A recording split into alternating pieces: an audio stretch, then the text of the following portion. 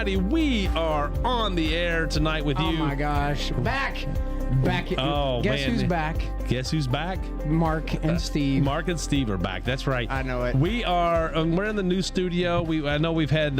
This is our second podcast at the new studio. Yeah, still working on some bugs. It's going to be great. Mm-hmm. It's going to be great. I know we got an opportunity to kind of mix things up and move things around and get it the way we like them. And I think that as you and I were just talking about, hey, get a little bit of a rearrangement and it's going to be fine in here. Get the lighting cozy. under control. But I think it's cozy. I think it is.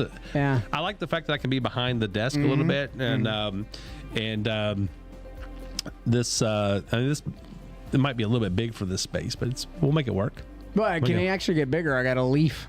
Yeah, that's true. That's true. I have remember. a leaf. Yeah, it goes right behind you, actually. Is it? Yeah. Oh, it is. I remember I was moving things around the other day. Yeah, as I've been, looking at some ways that we can fancy it up a little bit. Obviously, we don't have the 14-foot tall ceilings and all that, but I guess we didn't really kind of need all that, but it did look good. Yeah. I think being able to mount some of the stuff on the walls and stuff, it'll look pretty good too. But I just want it to be, open to come in, sit down, do the podcast, and Interesting fact about podcasts this year. What about? They say they won an election. They did. I think they did. Yeah, I think that I think that we finally figured out what happened to the media. Right, the media. We were the mainstream media, the television media, because now I'm not saying that your television media is completely obsolete, because I still think that your local television stations do a phenomenal job, and they're necessary because they're telling us what's going on right around us. Mm-hmm. But the networks, the cable news, the cable networks and stuff, they are OB. They are. What'd you say? OB? Out of bounds. Out of bounds. They're old, right? They're the old way of doing things. And I don't even think that it's the old way of doing things. I think that it got away from the old way of doing things. I think they got into the situation where money talked. And because you're right. That's exactly what happened. It was we obviously we don't have all the financials and proof in front of us, but this is we can speculate on this. Sure, absolutely. Right? And so I think that's what happened is they came in and they said, okay, well, who's going to pay us the most? And but I mean, really and truly, I think that damn the idea of having a Republican own it. Yeah, I'm not going to say the Democratic Party itself was doing this, but there was a portion or a section of the Democratic Party, of Democrats, right?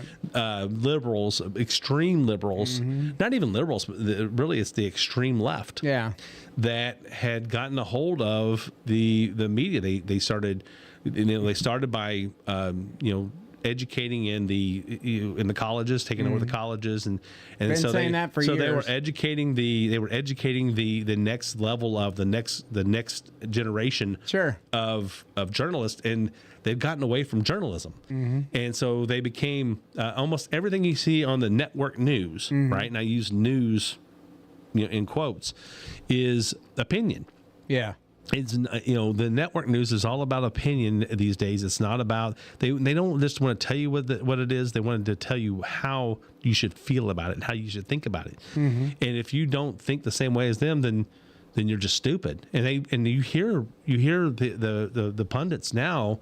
About half of them are calling all of them 50% of America is stupid because we voted for Donald Trump, and that they just don't get it. They're still missing the point of why people are voting for Donald Trump. They tried to paint him as a racist. He's not a racist. You can look at his record with people. He's a man who cares about people. Right. When you see him interact with people, and that was one of the greatest things about him doing Joe Rogan. Right. Yeah. You got to hear him just talk. Just tell him talk about what's important to him. We've only got 15 seconds left. In 15 seconds, please tell me what your whole plan is. It's no, like, no. But Joe Rogan, and Joe Rogan didn't care about as much. I mean, he cared about the policy, so he talked about that and touched on it. But it was also just an opening up and letting you really understand it. I think that people realized that this person is not who he's been portrayed to be. Sure. Do you think that? And I've often heard that folks in board meetings, their impression of Trump is completely different after being in a board meeting than it would have been based off of what they saw in the media. Well, I mean, because I think he's very business oriented. Well, I think when you're talking about your business and things have to happen, but here's the thing: there was a story that goes around that about Trump's father, right? I forget his name. Don't get me to quoting. No, but it's I'm having Alzheimer's. Fred. I think it's Fred, right? His dad's name was Fred Trump. I think it's Fred. I may have that wrong, but Fred Trump. It is Fred Trump. So, and it talked about that a kid in his class lost his father. Yeah. Right, and this is what Donald got from his dad is. Donald, they showed up and said, "I want you to know, you're not going to have to worry about your kids." Yeah. Paying for because they were going to private school, and he took care of it. He took care of it for them. Made sure that those kids never felt a difference from Sure. at least had one part of their life that was stable now that their father was gone, and that's Donald Trump is that person. He embodies that part of his father. He really cares about people. Donald Trump did not need. They try to say, well, he's doing this just for his own sake. No. How does he make more money? He doesn't make more money by being president. No. He makes less money by being president. He has to put things up. He has to go. I think during his last presidency, he didn't even take a dime, or he gave it back. To he had to receive it, and he has to take it because the law says he has to take it. Yeah, but he redistributed it. Then he gave it to charity every quarter. He would every quarter he would get his payment and he would distribute it to a charity because he doesn't need it. Yeah. Great. I saw a great. There's a couple of YouTube videos about Mar-a-Lago that's really cool out there. People want to see it, how it was built and all that. And then he, later on he bought it.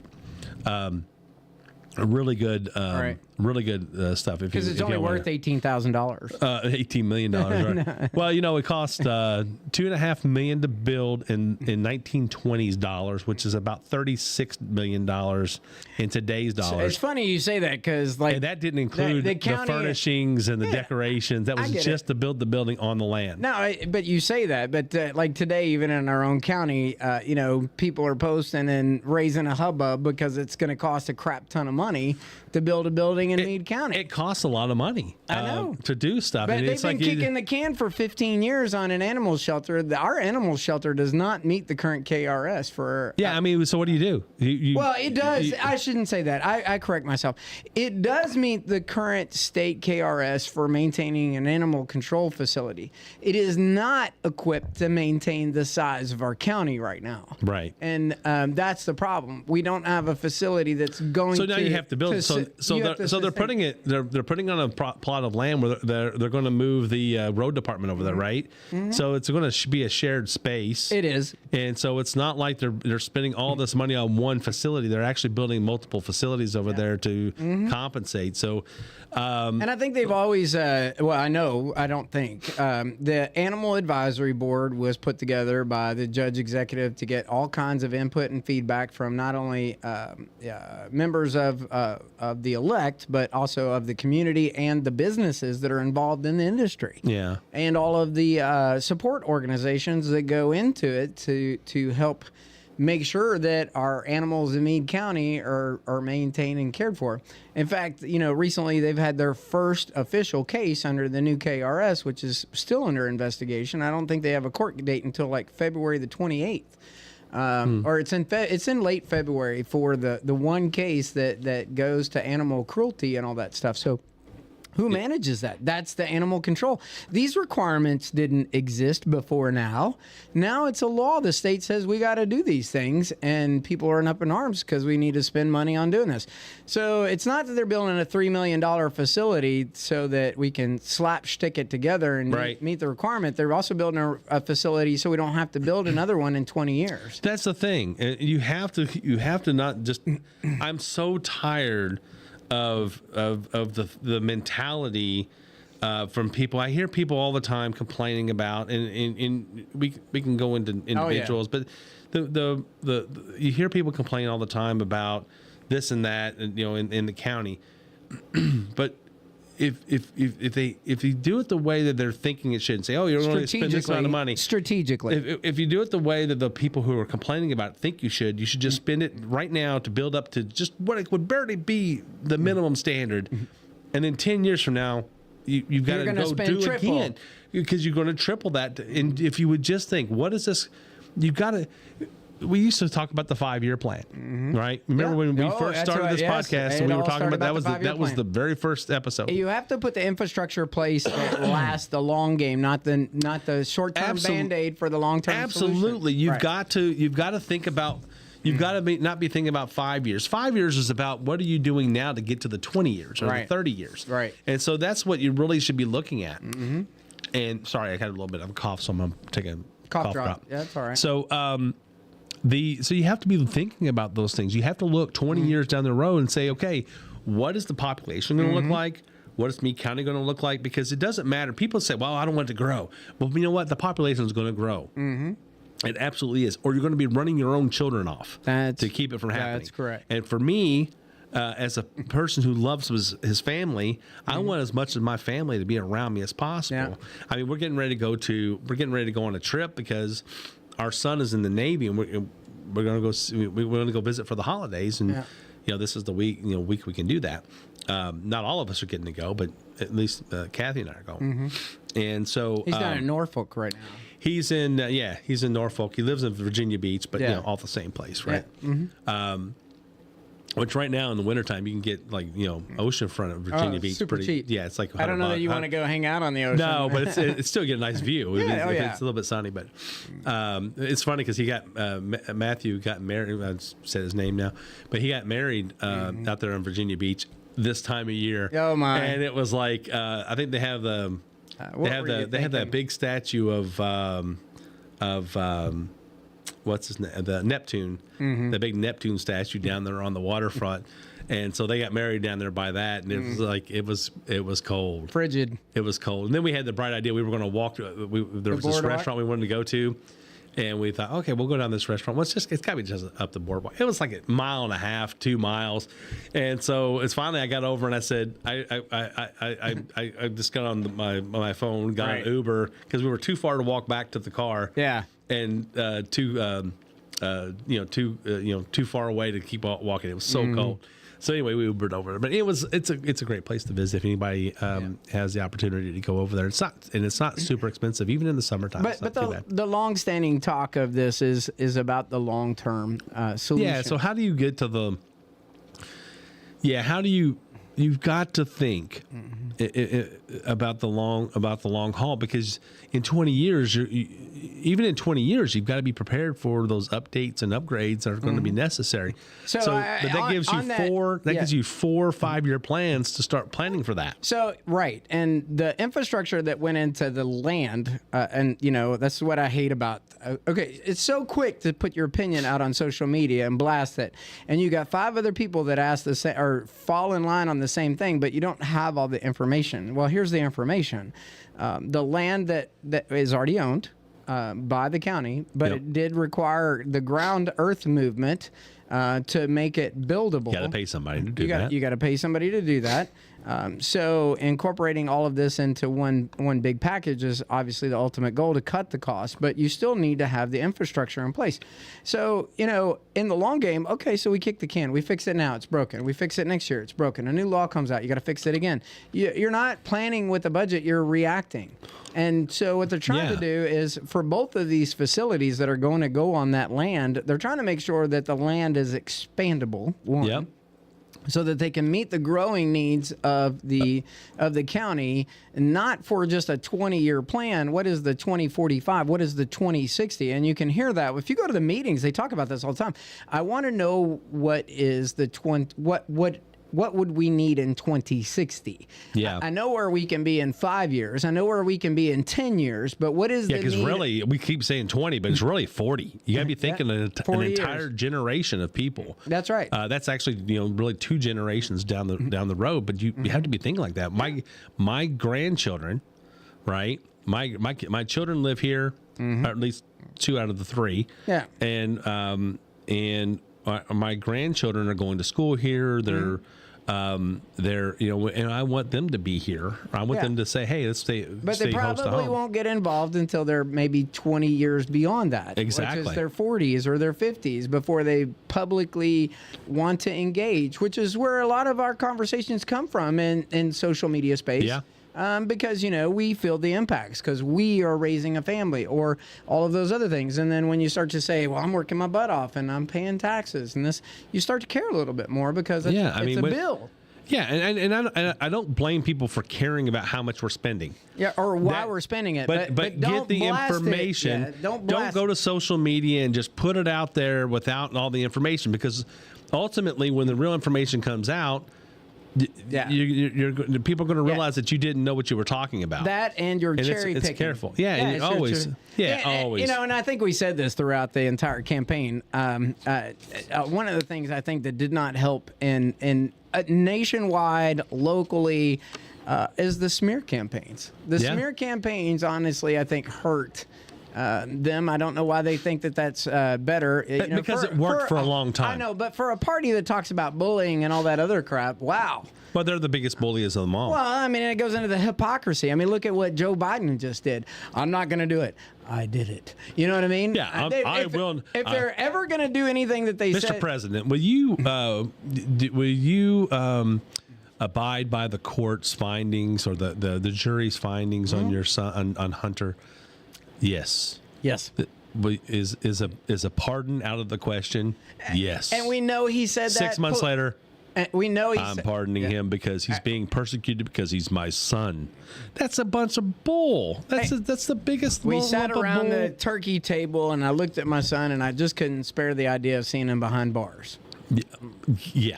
You know what I mean? Yeah. Okay. I mean, I don't disagree with that feeling or emotion.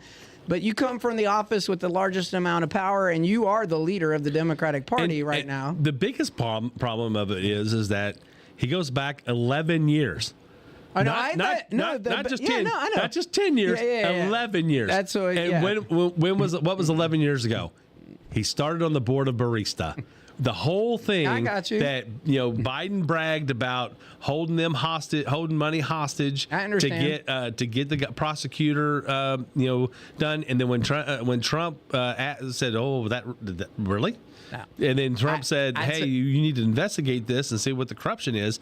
Then they go after him and that's when the whole impeachment happened. So I spoke to somebody today that's on the opposite party. Good dude. He's a Roosevelt Democrat. Yeah, I mean, there's good people. There's good. Don't disagree hey, with there's it. good Democrats and there's also bad Republicans. If I would say if you're a Roosevelt Democrat, you're probably more apt to come to the table and have a conversation. Yeah.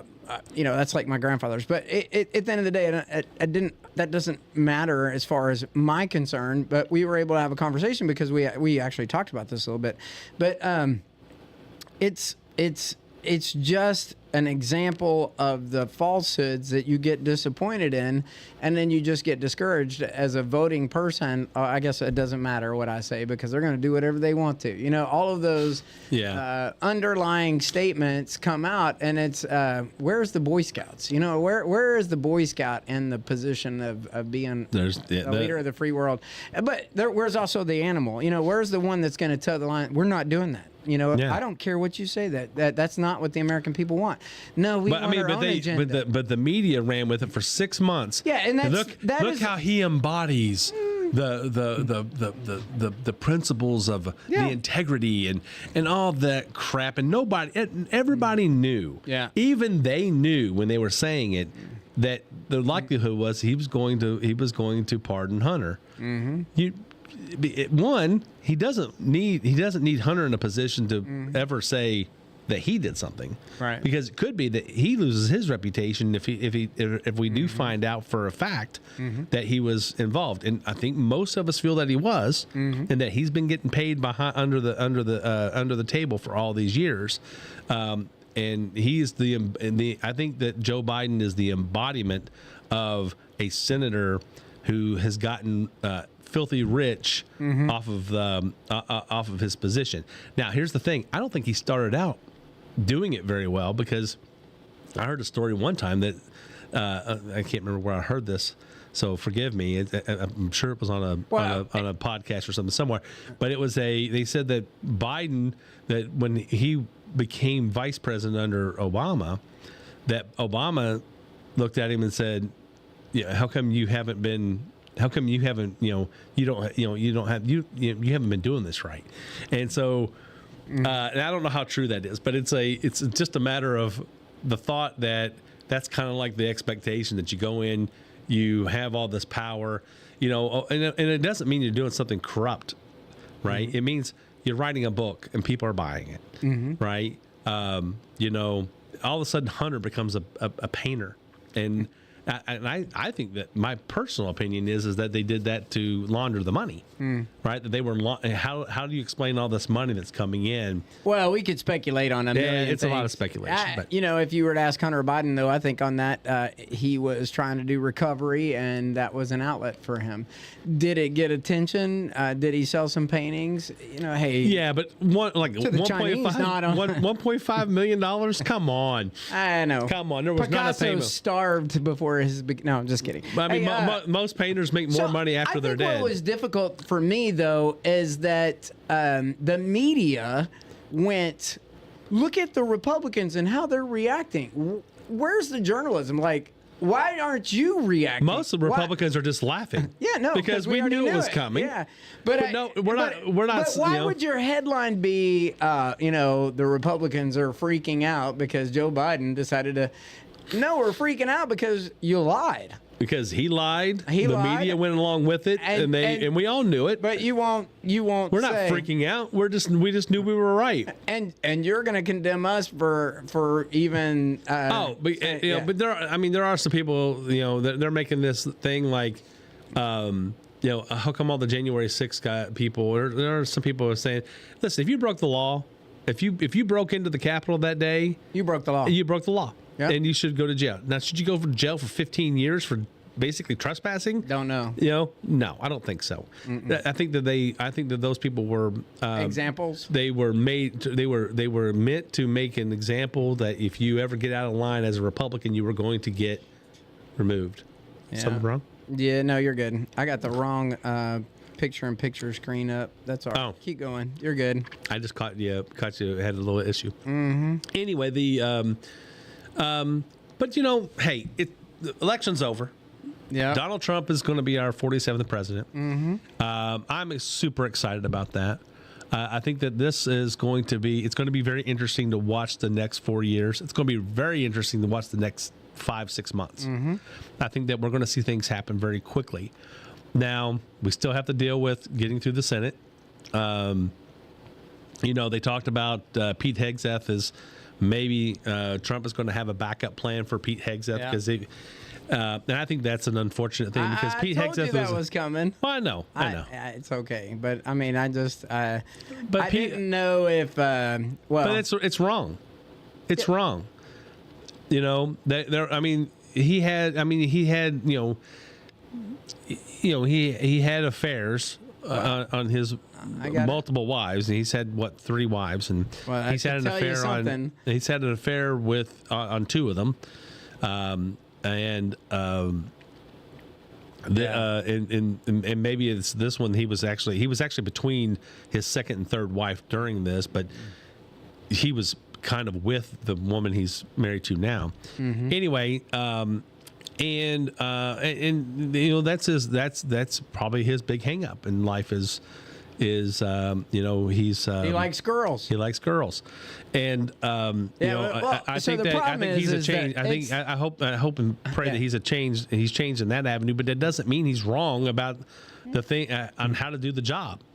No, I don't. Right? I don't disagrey with that, but it's the problem is it's the optics. The military spent years overcoming the whole problem of sexual assault, sexual prevention. The military. He's going in to be the DOD. Yeah, guy. but what you're saying is Now, I'm not saying anything. they don't want. I'm not saying anything. I'm just telling you, okay. it's no different than the whole DEI problem. Oh, wait a minute. Oh, I don't want to be accused as a racist, so I'm going to comply with this, or I don't want to be confused as a transphobic or a homophobic or blah, blah, blah, or that I was discriminatory, blah, blah, blah. It goes into the whole DEI factor that he's against, and then, or does this put opposition against, it doesn't matter. But is this coming up because they don't want to see him as a womanizer? Womanizer? Womanizer? I don't know. Or is it because they're afraid of what he's going to do in the job?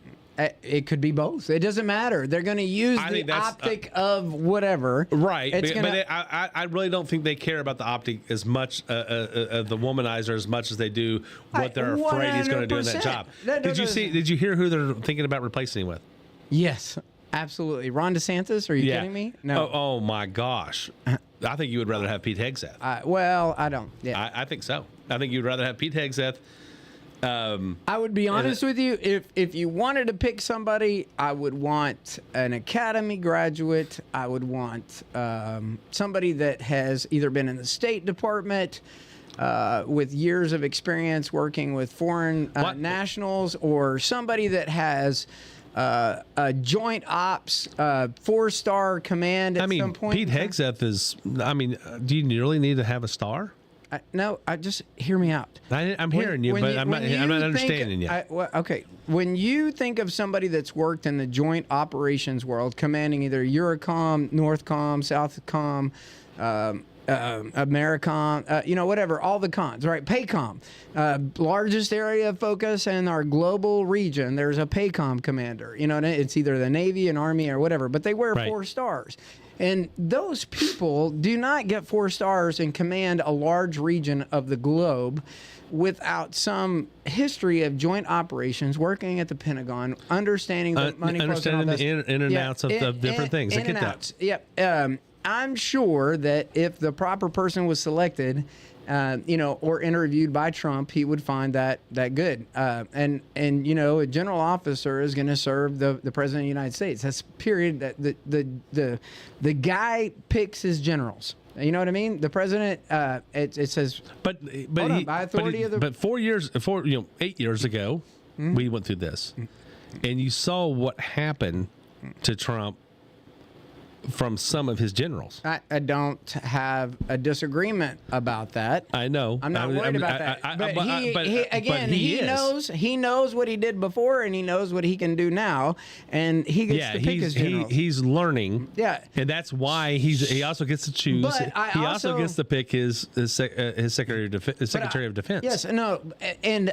It starts the military should always know that it's ran by a civil authority. It is not run by those generals. It will always have the power of Congress. But I think there's some generals that don't. I wouldn't be. You'd be lying. You would think you'd be a liar. But if you said that, but no, you're not a liar. Because people are people. But yes, but what I would think is there's good and bad people in everything. Yeah, but let me tell you, I've worked with a lot of great general officers. And yes, I'm sure. Yeah, and I'm not trying to besmirch any. But let me finish with the lineage. I would like to see somebody that's got some, this history of working in the joint world. The Pentagon has been in the private-public partnership. Not somebody that's, we're talking about the Secretary of Defense. Yeah. And that they've got some civilian experience in the world. They've left. I talk about Brett Guthrie all the time. Brett's a West Point candidate. He is. He just did his interviews for West Point candidates that want to apply for a scholarship, or academy candidates, and he gives his letter of endorsement. Yep. And he gets people to come down there and do that. And I think that's absolutely fantastic. But Brett has a history of that. Will Brett be the next? I don't know. But Brett went to class with the previous, Secretary of Defense. He was in class with those guys. I don't want to say. Here's the thing. I just don't think that not. I don't think that being an academy graduate is necessarily. I said I would like. It doesn't have to be. Okay. I'm just Because saying. I'm just going to my side. yeah, My side of it is, I'm okay with you not be. I do think you have to have military experience, and he was a major. I think is what level he was at.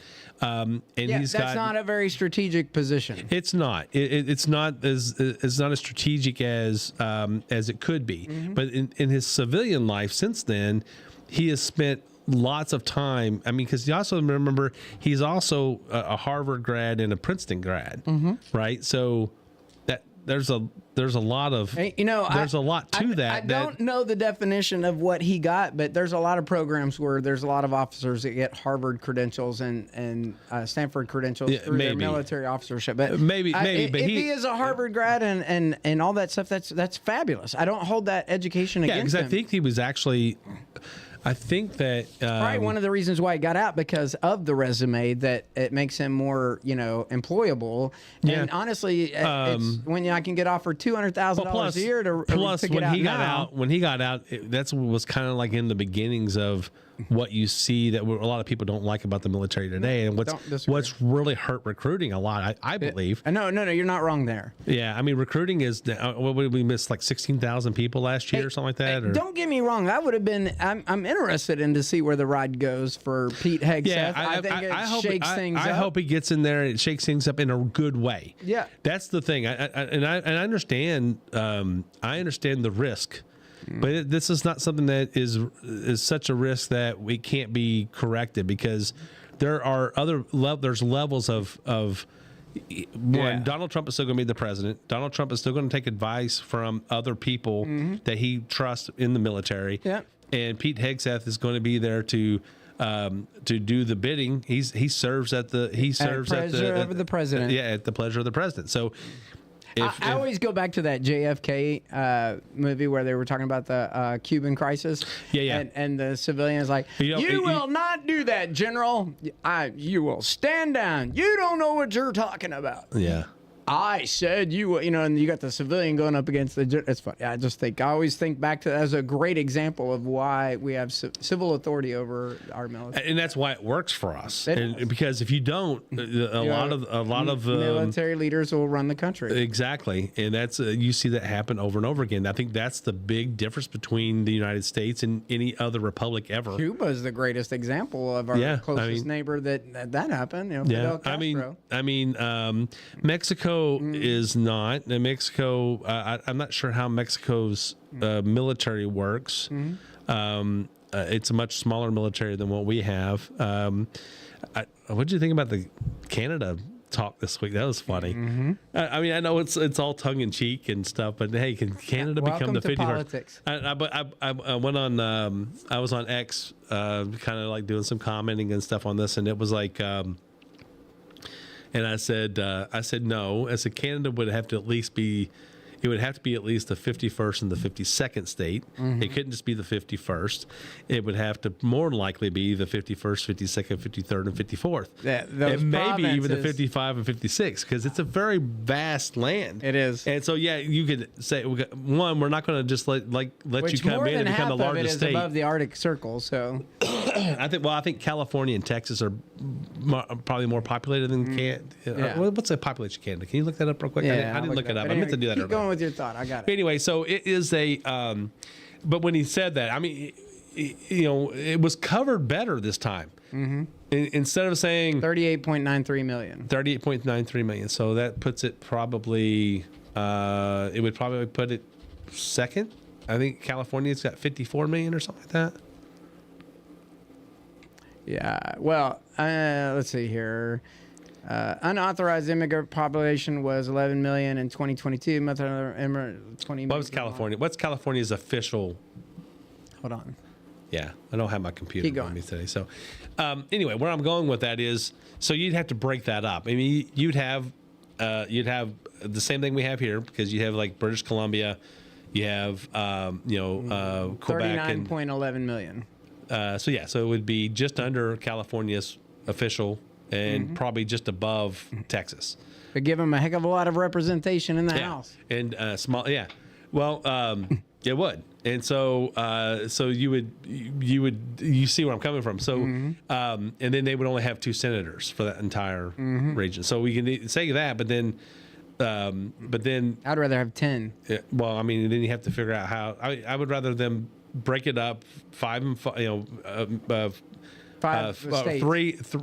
Either 2 and 2 or 3 and 3. Because you'd have to say this would be. Because there's some very conservative red areas that we don't, they're not Republicans up there, but they would be red areas if they were here. But Toronto and Quebec, That'd be just like Portland Vancouver, and British Columbia, those are very blue. Would it'd be be very just blue like areas. Portland and New York. Well, see, Canada's a good part of a good example of why our electoral college works. Oh yes, But to make us all, it makes us all equal state-wise. And if we were ran like Canada, it would be you would have one would be party blue all the time. It would all be blue. You have representatives in Parliament that represent the different provinces, but it's it's ran by the blue by the leftist side. And Trudeau was a highly he would be a very, very leftist candidate in the United States. But that's a funny story to think about, right? It's almost like thinking about buying Greenland, right? And then what was it? Denmark said it's not for sale, or is it Norway? Whoever owns, I think Denmark owns it, but anyway, they said it's not for sale, blah blah blah. But if enough money was put on the table, it would be for sale, I'm sure. But it's an interesting thing. And Greenland's the largest island in the world, right? So. Yeah. And so it would definitely, be a huge land grab for the United States. But anyway, it's interesting stuff. It's funny stuff to think about. 345.9 million in the United States. Yeah, I mean, and Canada's basically 10% of that. That's up from yeah. Well, I think that we're probably I think we're closer to 350 maybe, but whatever it is, well. It's we've kind of stabilized. We haven't really grown or shrank for quite a while because of which is why some people think that we should allow 10 million immigrants a year to come into the. People don't understand that you're when you have illegal immigrants coming into the country, and it's not a controlled process. Now. I would agree that we need to talk about maybe the line needs to be 1.5 million instead of 1.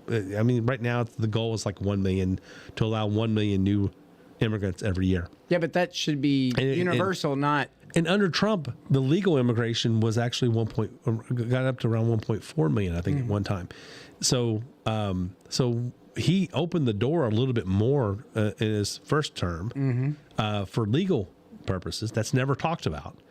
But he shut the door on illegal immigration, and so or he shut it as tight as we could get it. Yeah. And hey, then you didn't come in here and hang out waiting for a lawsuit and then disappear. You know what I mean? So yeah.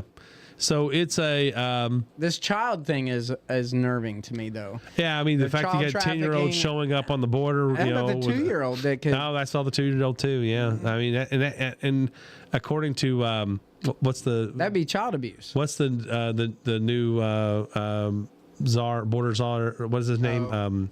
Holloman. He. That you could tell in his eyes that he cares. Oh yeah, that gets him. One of the things that I remember him speaking at Congress one time talking about. He's held an 8-year-old or whatever, how old it was, as a small child, as they died, from heat exhaustion or whatever, being smuggled in these situations, and he's seen these young girls who have been abused by on their way into the United States. Tom Homan. Tom Homan, yeah. Homan. Yeah, I couldn't remember if it's Holloman or but Holman, yeah. Anyway, I think he's going to be excellent because you can look in his eyes and see that he cares. Yeah. He's not angry, but he's going to be firm He's going to be completely fair about what he does, and he believes in that, and he believes that you treat everybody the same, and then if you're here illegally, then that's the job, right? And I think that he's going to be very, very good and very strong.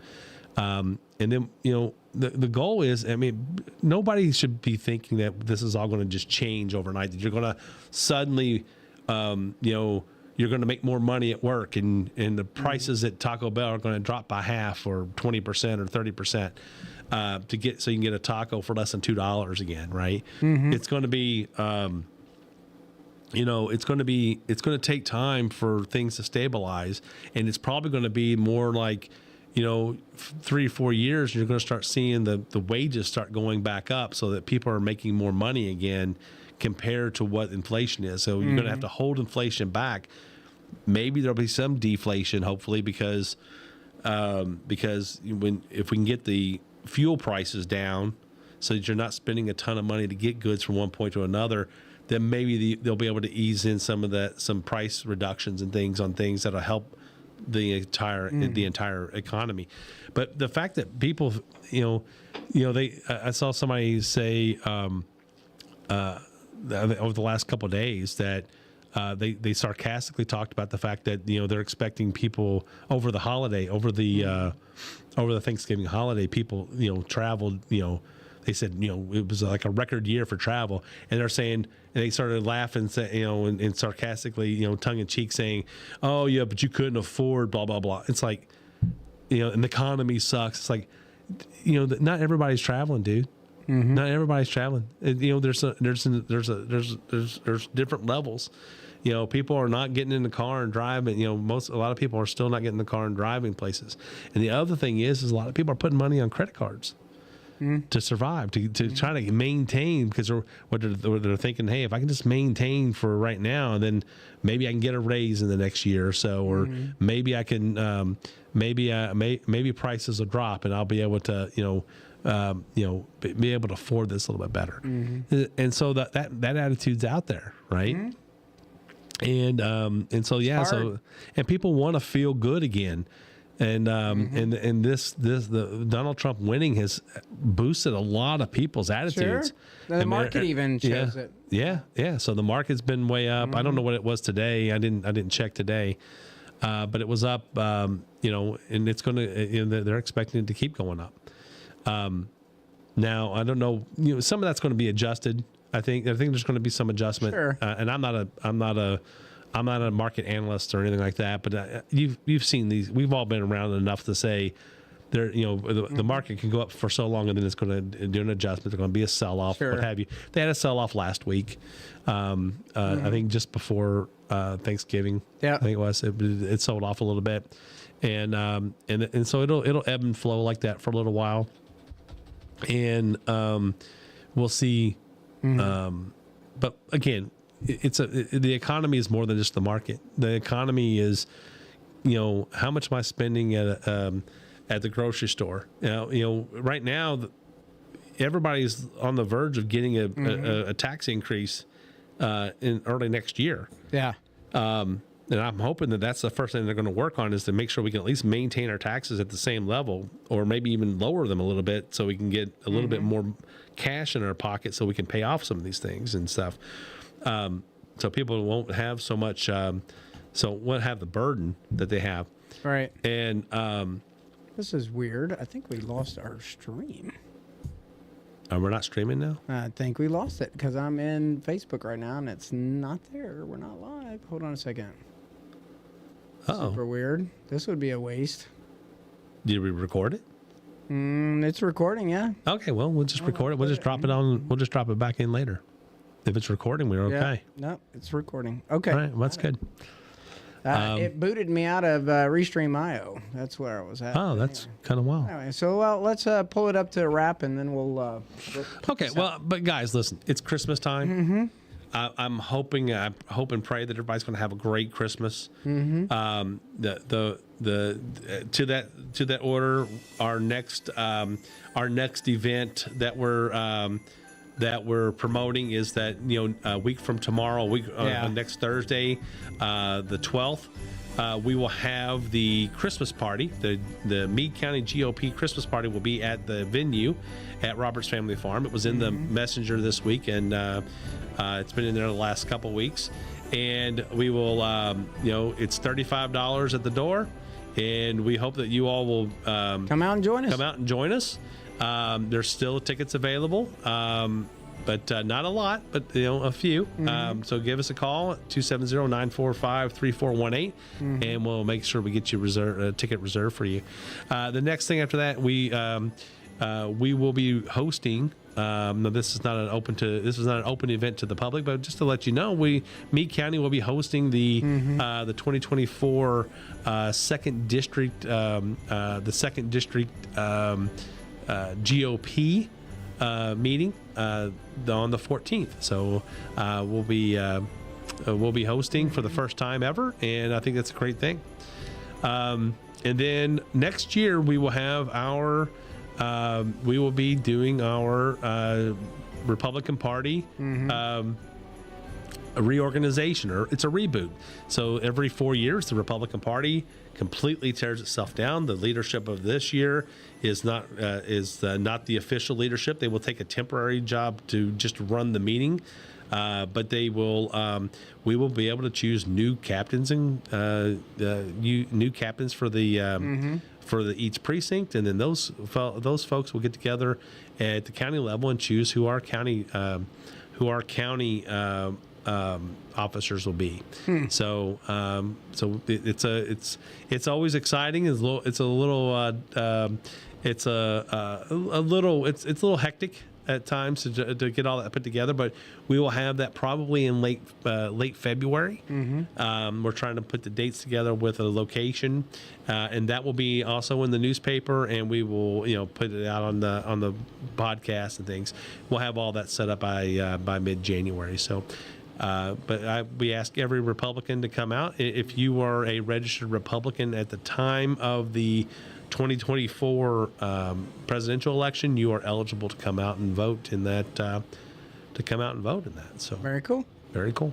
But that's what I have. We're not having a regular meeting this month. We're going to have that in next one in January, the third week of January, third Monday, out at 2714 Brandenburg Road, and it's at 7 o'clock. The train station, the old train master train station, the train station master house, or the train master house, a station master house. That's what it's called. Station master. But we would love to have all you Republicans come out and get involved and get more information about the reorganization, things like that. At that meeting, we'll have all the details, and we invite you out to see it. It is a democratic process. It is a democratic process. We actually tear ourselves down and build ourselves back up. And if somebody else wants to step into a role of the party, come on. We you need all the help we can get. If you feel like you want to be a lead a part or whatever, come out. We're not we don't push people away. Yep. So, but we look forward to that. So, but we had a little snow this week, Steve. Bit. I loved it. I loved having the white on the ground for a little bit. It makes it feel more like Christmas. Yep. I have Christmas music in my house. I got to get the tree up. I got the tree up. I haven't decorated it yet because we ordered some more lights for it, and it's the first strip came in and it wasn't quite long enough for my liking, and so we ordered another set that's a little bit longer. So they just came in today. So we'll be doing that tomorrow. But anyway, guys, we thank you all. And you all have a Merry Christmas and a Happy New Year. We'll see you guys in a couple weeks. See ya.